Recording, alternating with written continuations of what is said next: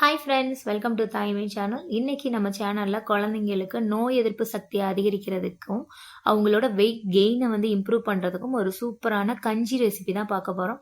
இந்த குழந்தைங்களுக்கு நீங்கள் காலையில் தாராளமாக கொடுக்கலாம். குழந்தைங்க விரும்பி சாப்பிடுவாங்க.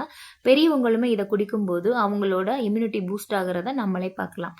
இதை எப்படி ப்ரிப்பேர் பண்ணலாம் அப்படிங்கிறத வாங்க பார்க்கலாம். இதுக்கு நான் எடுத்துருக்கிறது கருப்பு கவனி. இந்த கருப்பு கவனி அரிசியை நீங்கள் நைட்டே ஊற வச்சிடணும். ஏன்னா இந்த அரிசி வேகிறதுக்கு ரொம்ப லேட் ஆகும். ஸோ காலையில் நீங்கள் ஊற வைக்கக்கூடாது, நைட்டே நீங்கள் ஊற வச்சிருங்க. நான் 2.5 டேபிள் ஸ்பூன் அரிசி எடுத்திருக்கேன். உங்கள் குழந்தை எவ்வளோ சாப்பிடுவாங்களோ அவ்வளோ அரிசி நீங்கள் எடுத்துக்கோங்க.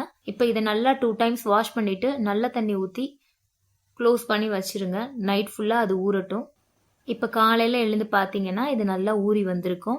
இந்த அரிசியை நீங்கள் ஒரு மிக்சி ஜாரில் சேர்த்து அரைச்சி எடுத்துகிட்டு வாங்க. இது ரொம்ப ஃபைனாக அரைக்க முடியாது, ஓரளவுக்கு குறைன்னு அரைக்கிற மாதிரி இருக்கும். ஸோ உங்களால் எவ்வளோ ஃபைனாக அரைக்க முடியுமோ நீங்கள் அந்த மாதிரி அரைச்சி எடுத்துக்கோங்க. பார்த்தீங்களா, இந்த அளவுக்கு தான் நம்மளால் அரைக்க முடிஞ்சது. ஸோ இந்த அளவுக்கு அரைச்சதுக்கப்புறமா இதை தனியாக வச்சுருங்க. இப்போ இதுக்கு தேவையான அளவு வெள்ளை பூண்டு நம்ம உரிச்சு எடுத்துருக்கோம். ஸோ வெள்ளை பூண்டு ஒரு 2 பல் 3 பல் எடுத்துக்கோங்க. இதுக்கு தேவையான அளவு சீரகமும் நீங்கள் எடுத்து வச்சுக்கோங்க. இப்போ அடுப்பில் குக்கர் வச்சுட்டு நம்ம அரைச்சி எடுத்துகிட்டு வந்த கருப்பு கவனி அரிசியை நம்ம ஆட் பண்ணிக்கலாம். இது வேகிறதுக்கு டைம் எடுக்கிறனால கூடவே கொஞ்சம் தண்ணி அதிகமாக வச்சுக்கோங்க. இதுக்கு தேவையான அளவு தண்ணியும் ஆட் பண்ணிக்கோங்க. கொஞ்சம் எக்ஸ்ட்ராவும் தண்ணி வச்சுக்கோங்க இதுக்கு மட்டும். ஏன்னா இது விசில் நம்ம நிறைய வைப்போம். அதனால கொஞ்சமாக நீங்கள் அளவுக்கு ஏற்ற மாதிரி வச்சிங்கன்னா கீழே அடி பிடிச்சிரும். அதனால தண்ணி கொஞ்சம் எக்ஸ்ட்ராவாக வைங்க, ரொம்ப வச்சிடாதீங்க. இப்போ இதில் நம்ம எடுத்து வச்சிருக்க வெள்ளை பூண்டு அண்ட் சீரகமும் சேர்த்துக்கோங்க. சேர்த்துட்டு குக்கரை நல்லா க்ளோஸ் பண்ணிவிட்டு லோ ஃப்ளேமில் நல்லா 7 or 8 விசில் நல்லா வச்சுருங்க. தாராளமாக ஹை விசில் வச்சிங்கன்னா வேகாத மாதிரி இருக்கும். நல்லா மீடியம் ஆர் லோ ஃப்ளேமில் வச்சு நல்லா வேக வச்சு எடுத்துக்கோங்க. அது நல்லா வெந்து எவ்வளோ தேவையோ அந்த அளவுக்கு பால் எடுத்து வச்சுக்கோங்க. குழந்தைங்களுக்கு 8 மாதத்துலேருந்தே நம்ம தேங்காய் பால் கொடுக்கலாம். இப்போ குக்கரில் 7-8 விசில் வந்துருச்சு. வந்ததுக்கப்புறமா விசில் அடங்கினதுக்கப்புறமா ஓப்பன் பண்ணி பார்க்கலாம். இப்போ நல்லா குலைவாக வெந்து வந்திருக்கு. தண்ணி சப்போஸ் நீங்கள் நிறையா வச்சுருந்தீங்கன்னா தண்ணி வத்துற வரைக்கும் இன்னும் கொஞ்சம் அடுப்பை ஆன் பண்ணி கொஞ்சம் நேரம் ஓப்பன்லேயே நல்லா வேக விட்டிங்கன்னா அந்த தண்ணிலாம் ஆவியாகி போயிடும். அதுக்கப்புறமா நீங்கள் தேங்காய் பால் செய்யுங்க.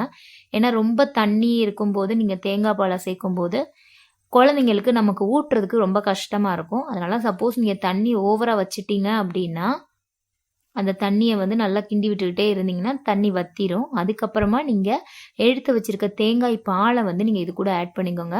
தேங்காய் பால் ஊற்றி ஒரு கொதி வந்தோடனே நீங்கள் ஆஃப் பண்ணிடுங்க. ரொம்ப நேரம் கொதிக்க விடணும்னு அவசியம் கிடையாது. பார்த்தீங்களா, இந்த கன்சிஸ்டன்சி குழந்தைங்களுக்கு ஸ்பூனில் எடுத்து கொடுக்குற கன்சிஸ்டன்சி அளவு வர்ற வரைக்கும் நீங்கள் நல்லா கிண்டி விடுங்க. இப்போ இது ரொம்ப நைஸாக இல்லை. 8 மாத குழந்தைங்களுக்கு இந்த மாதிரி நம்ம கொடுக்கலாம். குழந்தைங்க சாப்பிட்டுக்குவாங்க. உங்கள் குழந்தைங்களுக்கு நீங்கள் இன்னமும் மிக்சி ஜாரில் தான் அடித்து கொடுக்குறீங்க அப்படின்னா நீங்கள் இதை ஒன்ஸ் நீங்கள் மிக்சி ஜாரில் அடித்து கொடுத்துருங்க. பட் இப்போலேருந்தே நீங்கள் கன்சிஸ்டன்சியை மாற்றும் போது தான் குழந்தை நம்மளை மாதிரி சாப்பிட ஆரம்பிப்பாங்க. அதனால் மிக்சி ஜார் யூஸ் பண்ணுறீங்க அப்படின்னா கொஞ்சம் கொஞ்சமாக அதை குறைக்க பாருங்கள். ஸோ இந்த கன்சிஸ்டன்சியில் குழந்தைங்களுக்கு கொடுக்கும்போது குழந்தைங்க சூப்பராக சாப்பிடுவாங்க. நீங்கள் உப்பு ஆட் பண்ணி கொடுக்குறீங்களா இருந்தீங்கன்னா 1 வயசுக்கு கீழே இருக்க குழந்தைங்களுக்கு ஆட் பண்ண வேணாம். 1 வயசுக்கு மேலே இருக்க குழந்தைங்களுக்கு இது கொஞ்சமாக ஒரு பிஞ்ச் ஆஃப் சால்ட் நீங்கள் சேர்க்கும்போது ரொம்பவே டேஸ்ட்டாக இருக்கும். குழந்தைங்க விரும்பி சாப்பிடுவாங்க. பெரியவங்களும் இதே மெத்தடில் நீங்கள் செஞ்சு நீங்களும் சாப்பிட்லாம். ஸோ இந்த ரெசிபியை நீங்களும் ட்ரை பண்ணி பாருங்கள். குழந்தைங்க எப்படி சாப்பிட்டாங்கன்னு எனக்கு கமெண்டில் சொல்லுங்கள். தேங்க்யூ.